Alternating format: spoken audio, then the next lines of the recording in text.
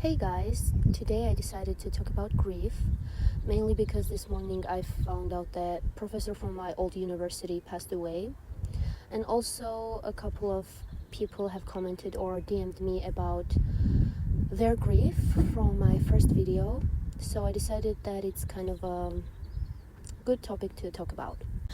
People think that grief fades away with time, which is not true. It doesn't fade away. It kind of changes shape over time with you. You kind of become one with it, you could say, but in a way where you learn living with it. In my opinion, you need to love that grief too, because it feels like it's the love that you couldn't give that person that you still have left for them, which you can put into some good things in the future, in your life, in people. You can just make that grief turn into something beautiful. You might think that you will heal by forgetting or not paying attention to this grief, but in reality, you heal by remembering. Healing does not mean that the pain disappears. It means that it doesn't kind of show itself in your everyday life and in everything that you do. We never get enough time with each other, and my grief is all the love that I could have given them, but I try to put it in all the good things that I can for myself and for others. And it's so harsh when you start remembering them with different things. For example, I remember my dad when I smell that perfume that he wore, but I don't even know the name. But if I'm outside and some man is wearing it, I kind of smell them and I kind of feel like they're there. Or when I hear song Rehab by Amy Winehouse, because it was his ringtone on his phone. I remember him when I'm calling someone and they're not answering, and I also remember him when I'm telling someone to bring chips, because that was kind of the last thing that I told him. I also think about him when I play GTA San Andreas, because I used to play it with him and he used to teach me some stuff. And I also think about him when I smile, because my smile looks exactly like him, and my nose, and also kind of my eyes, and even my hair started looking like his. My hair was always straightened, like really straight, and my hair was straight and a bit kind of weird when I was at the lowest point of my life. But I kind of thought about this the other day. After I got better, my hair became so much better and a bit like wavy. So I think there's some theory about hair, about how your hair looks when you're at your lowest, and when you become better emotionally, it kind of looks a bit different, which somehow I think happened to me. And also, the worst feeling is when I think about him when I'm in a car, or when somebody crashes a car, or when somebody is drunk and tries to drive a car, because that's how he passed away. But all these feelings are something that just come. I don't really want to think about them, but they just come out of nowhere, and I learned to live with it, because I'm not sure if they will ever go away. Listen, I don't even dream of him. Like, in these 16 years, I only saw him like 6-7 times, and I remember each and every one of them in details, because they were such a small amount. And I dream a lot, at least like I remember my dreams in the morning. So if I saw him many times, I would have remembered. I kind of felt angry at him that he doesn't appear in my dreams. And I felt kind of crazy, because I saw so many people and so many things in my dream that didn't even matter. And I didn't see him, the person that I wanted to see the most. It kind of feels like my brain itself limited what I saw. When you're young, and maybe even when you're grown, you kind of have a preference of like which parent you like the most. And I'm not gonna be rude, but I really felt like I loved my father more, because he was, fathers can be a bit more different, can give you a bit more freedom, can laugh at things that are not so laughable, and can make you can let you do things that your mom might not let you do. And he was kind of like a free spirit and made me feel so independent and this and that, and was so supportive. And my mom was too, but my dad was in a bit of a different way and had a bit of a different approach with me. And he was so gentle and he was so kind and so loving. I do not even remember him ever fighting with me or ever raising his voice at me. So me losing him at that time, it sounds bad, but felt like I lost a wrong parent. And I'm just being honest right here, because that's how I felt as an 8-year-old, because I felt a bit of a different connection with him. But when I grew up, I felt like if I didn't lose him, I didn't even know what he could have become when he grew up. There were so many things that I didn't know about him. Yeah, he was a good father, he was a good friend, but maybe he was a bit different in some other aspects that I didn't even know about when I was a kid.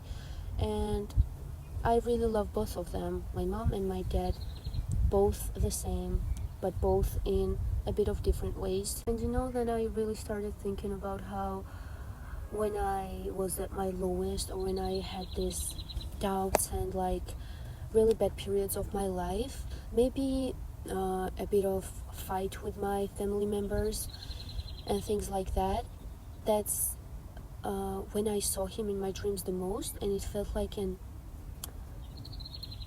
these emotions and these situations were my anchor that like kind of kept me closer to him.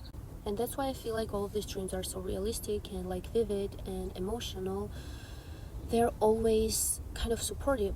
Like I remember all of them. They're like really realistic and weird, because the last one that I saw, he was just hugging me. In the dream before that, I was like, oh my god, you came back? Like, I thought you left me. And he was so young and free and beautiful. One time I saw he passed away in my hands. One time I saw he left me with snakes in the field. And these dreams are like kind of a bonus where I get to see him, which can even not be a case. What if I just don't dream at all? So yeah, I kind of learned to live with not seeing him in my dreams as often, and appreciate it more, because if you even look at it spiritually, you can see it as if he's coming to me whenever I need help. If you don't look at it spiritually, it is because I think of him as my kind of defender and kind of my savior and helper and a friend and the one that I love. And I think of him whenever I feel these deep and hard emotions, and that's why I dream of him. So that's really beautiful in my opinion, and I look at it that way. I love that I see him in moments when I feel the weakest. You will learn to live with grief over time and wake up and carry it a bit more differently than before, and maybe learn to make you laugh instead of cry. But crying is also really good. I feel like it would be beautiful if we did things that they wanted to do but couldn't get to do, like going to some coffee shop that they couldn't visit, or in an amusement park that they wanted to go to, or at a beach or some special spot. Maybe they wanted to watch some movie that they couldn't. Maybe they wanted to try some drink or a food. Why don't you do it? If I knew some stuff that he wanted to do, I would definitely do it, but I'm not really sure. I don't know what he wanted to do, what he had in his heart. But I still keep on listening to Amy Winehouse, and I always think of him when I do that, and I feel like he would love that. He also had one more song, I don't remember. It's like I Will Survive, and he loved that, and he loved the music video for it so much. Every time I saw it as a kid, and now straight up think about him.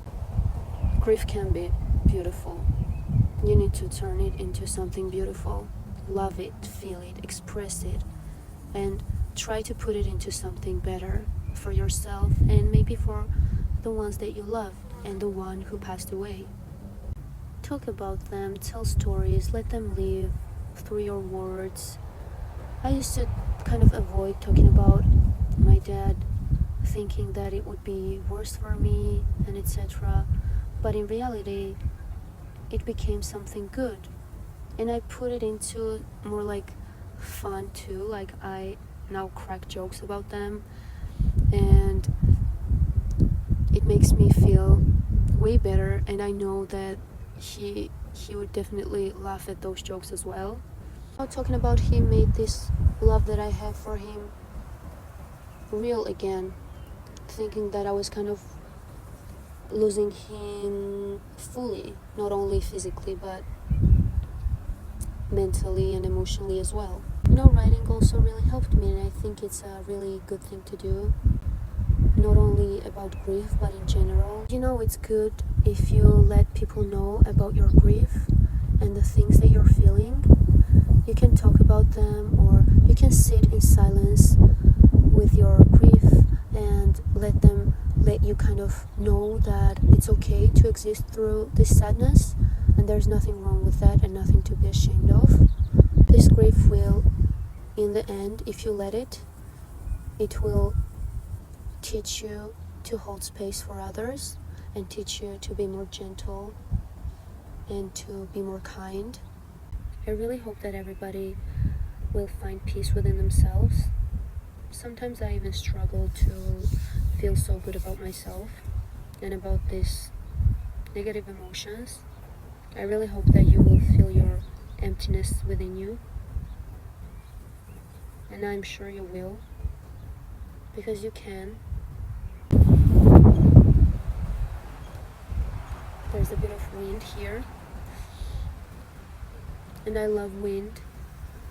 I feel like if you start going to the nature, you will start healing.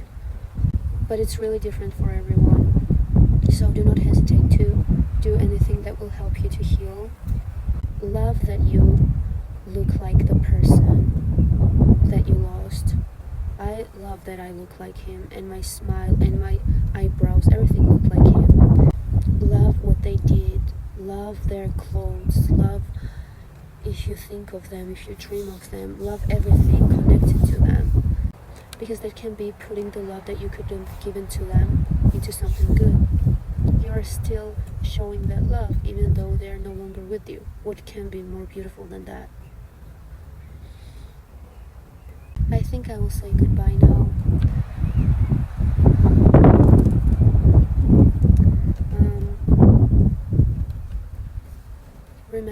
Always remember that I love you and everything will be fine.